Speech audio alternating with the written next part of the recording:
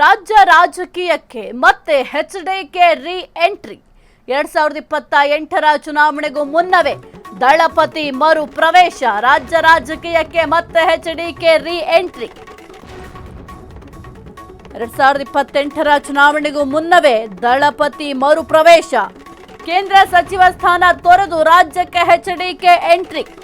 ರಾಜ್ಯ ಸರ್ಕಾರದ ವೈಫಲ್ಯಗಳ ವಿರುದ್ಧ ಜನಾಭಿಪ್ರಾಯ ಸಂಗ್ರಹಿಸಿ ಅಧಿಕಾರಕ್ಕೇರಲು ಎಚ್ಡಿಕೆ ಪಣ. ಚುನಾವಣೆ 2 ವರ್ಷ ಇರುವ ಮೊದಲೇ ಎಚ್ಡಿಕೆ ರಣತಂತ್ರ. ರಾಮನಗರ, ಕನಕಪುರ ರೈತರ ಪರ ಎಚ್ಡಿಕೆ ಹೋರಾಟ. ರೈತರ ವಿಚಾರ ಸೇರಿ ಹಲವು ವಿಚಾರಗಳಲ್ಲಿ ರಣಾಕ್ರೋಶ. ಕಾಂಗ್ರೆಸ್ ಸರ್ಕಾರದ ವಿರುದ್ಧ ಸತತ ಕಿಡಿಕಾರ್ತಾ ಇರುವಂತಹ ಎಚ್.ಡಿ. ಕುಮಾರಸ್ವಾಮಿ ಅವರು ಇನ್ನು ಬಹಳ ಮುಖ್ಯವಾಗಿ ಈಗ ರಾಜಕೀಯಕ್ಕೆ ಈಗ ಎಚ್ಡಿಕೆ ಮತ್ತೆ ರೀ ಎಂಟ್ರಿ ಆಗಲಿದ್ದಾರೆ. 2028ರ ಚುನಾವಣೆಗೂ ಮುನ್ನವೇ ಈಗ ದಳಪತಿ ಮರು ಪ್ರವೇಶವನ್ನು ಮಾಡಲಿದ್ದಾರೆ. ಕೇಂದ್ರ ಸಚಿವ ಸ್ಥಾನ ಏನಿದೆ ಈ ಒಂದು ಸ್ಥಾನವನ್ನು ತೊರೆದು ರಾಜ್ಯಕ್ಕೆ ಎಚ್ಡಿಕೆ ಎಂಟ್ರಿ ಆಗಲಿದ್ದಾರೆ. ಇನ್ನು ಚುನಾವಣೆಗೆ 2 ವರ್ಷ ಇದೆ. ಅದರ ಮೊದಲೇ ಈಗ ಸದ್ಯಕ್ಕೆ ಕುಮಾರಸ್ವಾಮಿ ಅವರು ತಮ್ಮದೇ ಆದಂತಹ ರಣತಂತ್ರವನ್ನು ರೂಪಿಸುತ್ತಿದ್ದಾರೆ.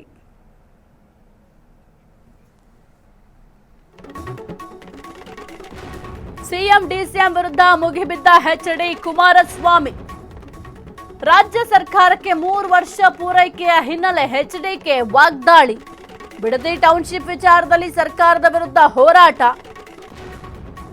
ರೈತರ ಪರ ನಾನಿದ್ದೇನೆ, ನಿಮ್ಮ ಧಮಕಿ ನನ್ನ ಹತ್ತಿರ ಬೇಡ. ಬೆಂಗಳೂರಿನ ಜನ ಯಾವುದೇ ಕಾರಣಕ್ಕೂ ಜಮೀನು ನೀಡಬೇಡಿ. ಜನರಿಗೆ ಭರವಸೆ ನೀಡಿ ಸಿದ್ದರಾಮಯ್ಯ ಸರ್ಕಾರಕ್ಕೆ ಎಚ್ಡಿಕೆ ವಾರ್ನಿಂಗ್ ಕೊಟ್ಟಿದ್ದಾರೆ.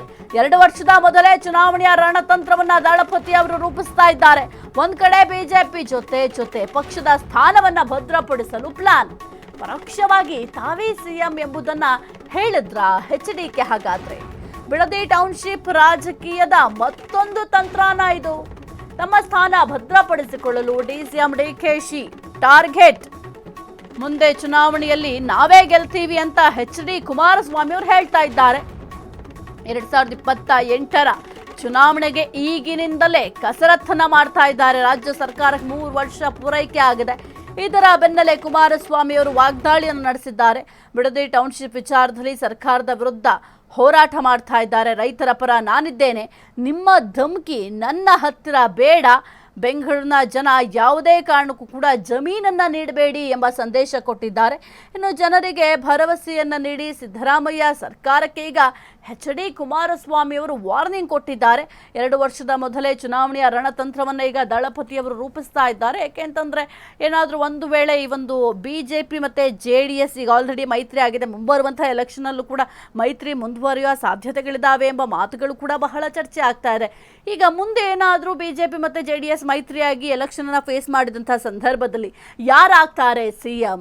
ಈಗ ಸದ್ಯಕ್ಕೆ ಕುಮಾರಸ್ವಾಮಿ ಅವರಿಗೆ ಏನಾದರೂ ಸಿಎಂ ಪಟ್ಟ ಸಿಗುತ್ತಾ 2028ರಲ್ಲಿ, ಅಥವಾ ವಿಜಯೇಂದ್ರ ಅವ್ರನ್ನ ಸಿಎಂ ಮಾಡ್ತಾರಾ ಎಂಬ ವಿಚಾರ ಕೂಡ ಕೆಲವೊಂದಿಷ್ಟು ದಿನಗಳ ಹಿಂದೆ ಬಹಳ ಚರ್ಚೆ ಆಗಿತ್ತು. ಹಾಗಾಗಿ ತಮ್ಮ ಸ್ಥಾನವನ್ನು ಉಳಿಸ್ಕೊಳ್ಬೇಕು, ತಮ್ಮ ಸ್ಥಾನವನ್ನು ಭದ್ರ ಮಾಡಬೇಕು. ಅದರ ಜೊತೆಗೆ JDS ಪಕ್ಷವನ್ನ ಈಗ ಮೇಲಕ್ಕೆ ತರುವಂತಹ ಪ್ರಯತ್ನ ಆಗಲೇಬೇಕಾಗಿದೆ.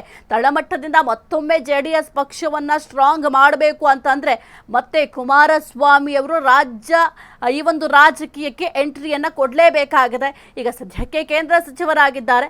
ಆದರೆ ರಾಜ್ಯಕ್ಕೆ ರೀ ಎಂಟ್ರಿ ಕೊಡುವ ಎಲ್ಲ ಸೂಚನೆಗಳು ಕೂಡ ಕಾಣ್ತಾ ಇದೆ. ಬಹಳ ಮುಖ್ಯವಾಗಿ ರೈತರ ಪರವಾಗಿ ಧ್ವನಿ ಎತ್ತುವ ಕೆಲಸ ಮಾಡ್ತಾ ಇದ್ದಾರೆ. ಇನ್ನು ರಾಮನಗರ ರೈತರೇನಿದ್ದಾರೆ, ಜೊತೆಗೆ ಕನಕಪುರ ರೈತರ ಪರ ಎಚ್ಡಿಕೆ ಹೋರಾಟಕ್ಕಿಳಿದಿದ್ದಾರೆ.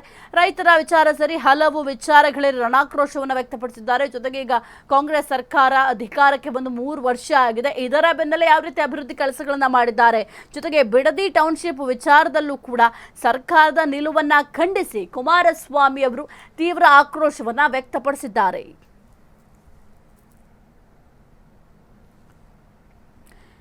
ಇನ್ನು ಒಂದು ಕಡೆ ಬಿಜೆಪಿ ಜೊತೆ ಪಕ್ಷದ ಸ್ಥಾನ ಕೂಡ ಭದ್ರಪಡಿಸ್ಕೊಳ್ಬೇಕಾಗುತ್ತೆ. ಈಗ JDS ಪಕ್ಷವನ್ನ ಸ್ಥಾನ ಭದ್ರಪಡಿಸಿಕೊಳ್ಳೋದೇ ಈಗ ಕುಮಾರಸ್ವಾಮಿ ಅವರಿಗೆ ದೊಡ್ಡ ಸವಾಲಾಗಿದೆ. ಯಾಕೆಂತಂದ್ರೆ ಕೆಲವೊಂದಿಷ್ಟು ರಾಜಕೀಯ ಪಡಸಾಲೆಯಲ್ಲಿ JDS ಪಕ್ಷ ನೆಲಕಚ್ಚಿದೆ ಎಂಬ ಮಾತು ಕೂಡ ಬಹಳ ಚರ್ಚೆ ಆಗ್ತಾ ಇತ್ತು. ಆದ್ರೆ ಈಗ JDS ಪಕ್ಷವನ್ನ ಮೇಲಕ್ಕೆ ತರಬೇಕು ಅಂತಂದ್ರೆ ಕುಮಾರಸ್ವಾಮಿ ಅವರು ಈ ಒಂದು ವಿಚಾರಕ್ಕೆ ಸಂಬಂಧಪಟ್ಟಂತೆ ನಾನಾ ರೀತಿಯ ಪ್ರಯತ್ನಗಳನ್ನ ಮಾಡಲೇಬೇಕಾಗಿದೆ. ಹಾಗಾಗಿ ಈಗ ಸದ್ಯಕ್ಕೆ ತಮ್ಮದೇ ಆದಂತಹ ರಣತಂತ್ರಗಳನ್ನ ರೂಪಿಸ್ತಾ ಇದ್ದಾರೆ ಕುಮಾರಸ್ವಾಮಿ ಅವರು. ಒಂದು ಕಡೆ ಬಿಜೆಪಿ ಜೊತೆ ಮೈತ್ರಿ ಇದೆ. ಈ ಒಂದು ಮೈತ್ರಿಯ ಜೊತೆಗೆ ಬಿಜೆಪಿ ಪಕ್ಷಕ್ಕೆ ತಳಮಟ್ಟದಿಂದ ಯಾವ ರೀತಿ ತಮ್ಮ ಪಕ್ಷವನ್ನ ಸ್ಟ್ರಾಂಗ್ ಮಾಡ್ಕೊಳ್ಬೇಕು ಅಂತ ಇದೆಯೋ ಅದೇ ರೀತಿ JDS ಕೂಡ ತಮ್ಮ ಪಕ್ಷವನ್ನ ಸ್ಟ್ರಾಂಗ್ ಮಾಡ್ಕೊಳ್ಳೇಬೇಕಾಗಿದೆ.